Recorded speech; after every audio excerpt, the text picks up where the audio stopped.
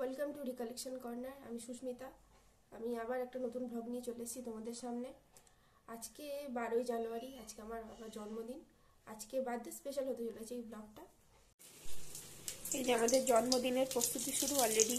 এই বেগুন ভাজা হচ্ছে কড়ায়, এখানে বাঁধাকপি হবে।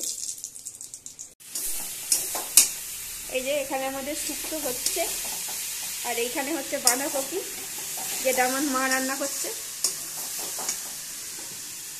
এই যে বাঁধাকপি,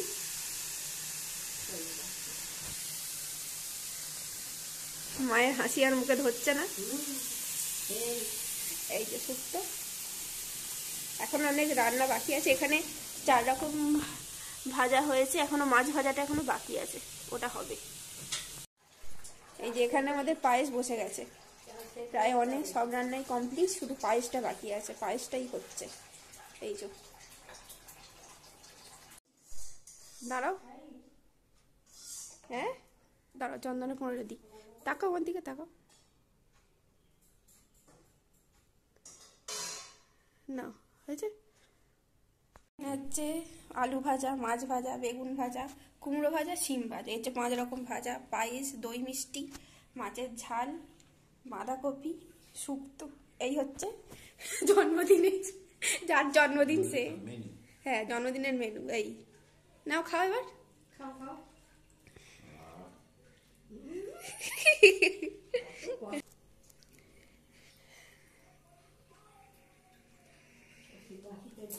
হ্যাঁ, কোনটা? আচ্ছা, হ্যাঁ হ্যাঁ।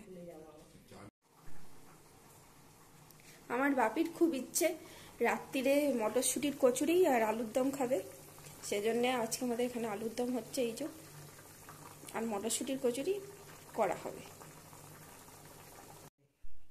এখানে মটরশুঁটির পুর রেডি হয়ে গেছে। এই যে মটরশুঁটির পুর, কয়েকটা বাকি আছে, হয়ে যাবে।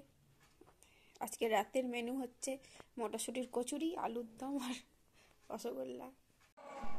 এই হচ্ছে মটরশুঁটির কচুরি, এটা আমার মা হাতে নিয়ে দাঁড়িয়ে আছে। এই হচ্ছে বাপি, বসে আছে।